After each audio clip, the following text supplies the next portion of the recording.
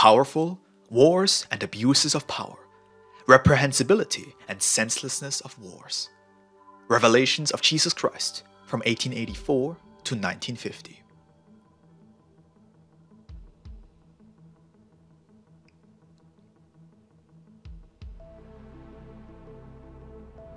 Reflections on a War. Thus saith the Lord. These are times of testing, of afflictions and bitterness, times in which mankind suffers the consequences of so much hatred and ill will toward one another. Behold the battlefields, where only the sound of firearms and anguished cries of the wounded are heard. Mountains of mutilated corpses, who only yesterday were bodies of strong young men. Can you imagine these, when for the last time they embraced their mother, their wife, or their child? Who, if he has not drunk from that bitter cup, can imagine the pain of those farewells?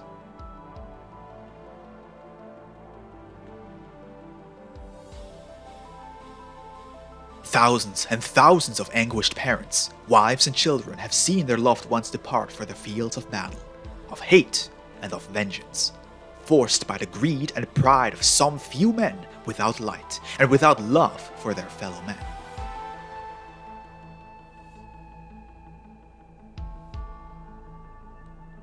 Those legions of strong young men have not returned home, because destroyed, they remained on the fields.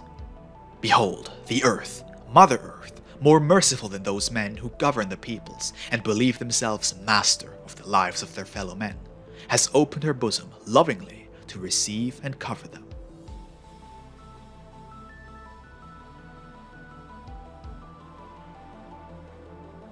My spirit keeps vigil over every being, and I am watchful even to the last of your thoughts.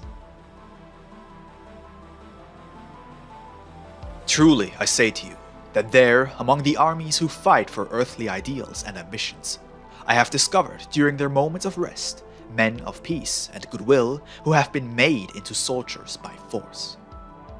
From their heart escapes a sigh when my name emerges from their lips, and the tears run down their cheeks with the memory of their loved ones. Parents, wives, children or brothers, then their spirit, without any other temple than the sanctuary of their faith, without any altar other than their love, without any light other than that of their spirit, elevates itself before me, asking forgiveness for the deaths it has unintentionally caused with its weapons. They seek me to ask with all the strength of their being to permit them to return to their home, or that, at least, if they are to fall under the attack of the enemy, to cover with my mantle of mercy those whom they leave on earth.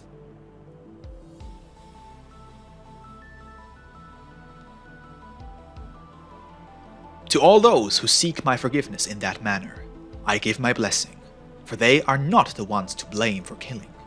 Others are the assassins, the ones who will answer to me for what they have done with human lives, once the moment of their judgment arrives.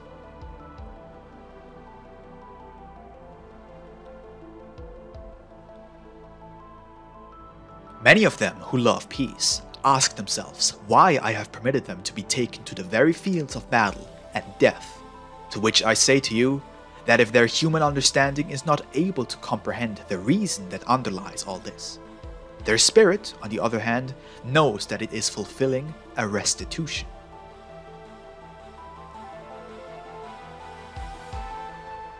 I ask those who follow me to pray for world peace and to watch over the peace on earth. Nations will soon elevate their prayers to ask me for the peace which I have always proposed to them.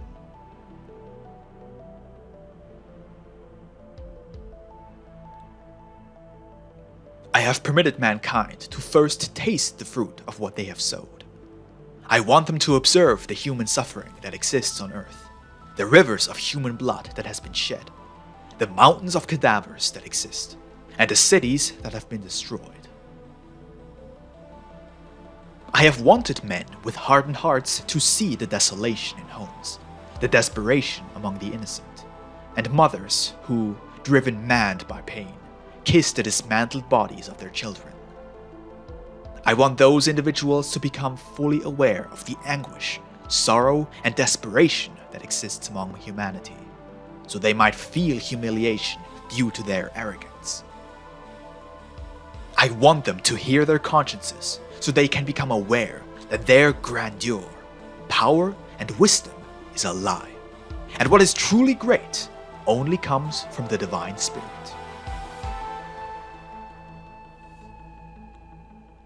When these men open their eyes to the truth, they will become horrified, not of the scenes they observed with their eyes, but of themselves. And unable to run away from the stare and the voice of their conscience, they will feel that they are in a state of darkness, burning with remorse. For they will have to account for each life, every bit of pain, and every last drop of blood which was shed because of them.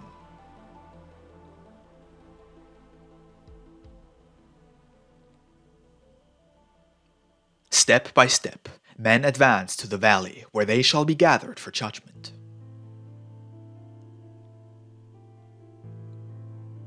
Still, those who make war and whose hands are covered with the blood of their brothers dare to speak my name.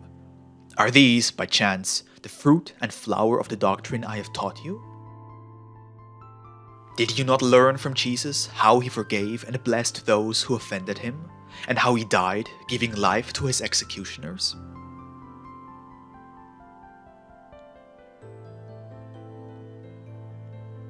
Men have doubted my word and lacked faith. That is why they have entrusted all to their own strength. I have allowed them to be deceived by the fruit they harvest from their own works, for only in this way will they open their eyes to see the truth.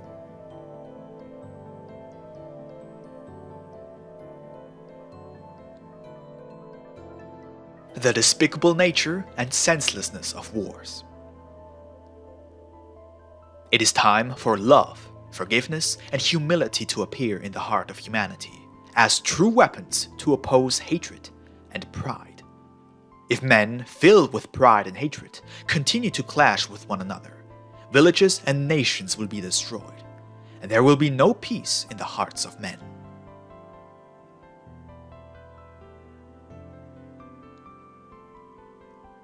Humanity refuses to recognize that only by living in peace will it find true happiness and be able to progress. Thus, it continues to pursue material power and false greatness, shedding the blood of its brothers, destroying lives, and destroying the faith of mankind.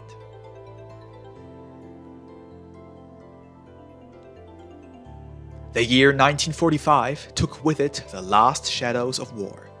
The sickle reaped millions of lives, and millions of spirits returned to the spiritual valley. Science astonished the world, and its destructive weapons made the earth tremble.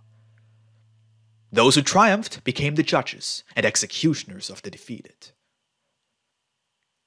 Pain, misery, and hunger expanded, leaving a trail of widows, orphans, and cold in its wake. The plagues advanced from land to land, and even the elements have made heard their voice of justice and reproach at so much evil. A mantle of destruction, death, and desolation is the wake that men who say they are civilized have left on the planet. This is the harvest that humanity offers me, but I ask, is this harvest worthy of my granary?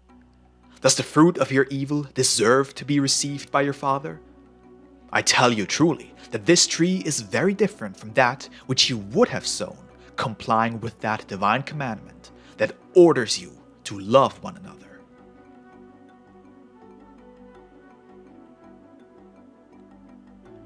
When will you achieve the peace of the Spirit if you have not yet achieved peace in your hearts? I tell you that while the last killing weapon has not been destroyed, there shall be no peace among men. Killing weapons are those with which men take lives, murder morality, deprive freedom, damage health, disturb peace, or destroy faith. I shall prove to humanity that their problems are not resolved by force, and that as long as they make use of weapons of death and destruction, no matter how strong and terrible those seem, they shall not be able to make peace between men. On the contrary, they shall bring as their consequence greater hatred and desire for revenge. Only the conscience, reason, and the sentiment of charity can be the foundations upon which an era of peace can be built. But so that this light can shine in men, it is necessary that they first drink the cup of bitterness to the last drop.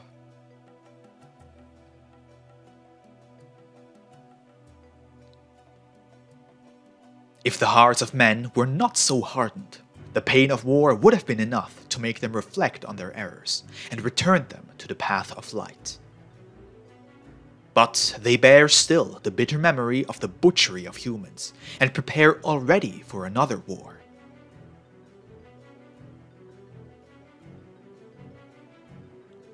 How could you believe that I, the Father, the divine love, would be capable of punishing you through war?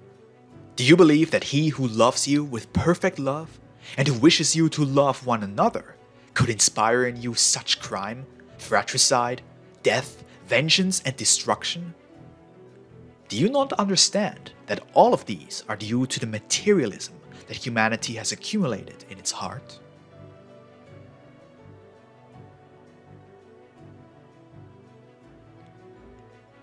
From the beginning I made man free, but his freedom has been accompanied always by the light of the conscience.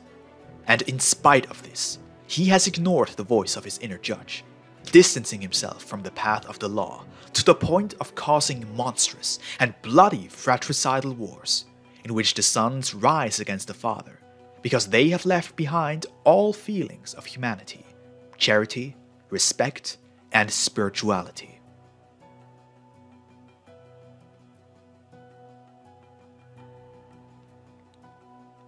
Men should already be fleeing from the destruction and the wars, and avoid paying a painful restitution.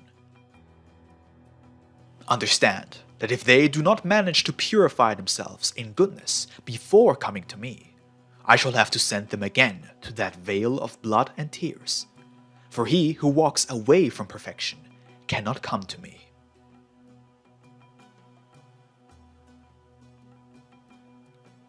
Not all men are found at the same level of understanding. While some marvel at each step, others see everything as flawed.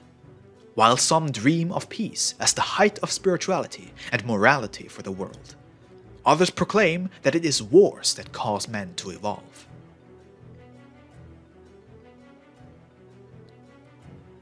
About this, I tell you, war is not necessary for the evolution of the world. If men use wars for ambitious and selfish ends, it is because of the materialism of those who promote those wars. Among them are those who believe only in the existence of this world, for they do not know, or they deny the existence of the spiritual life, and yet are held as wise by humanity. That is why it is necessary that this revelation be known by all.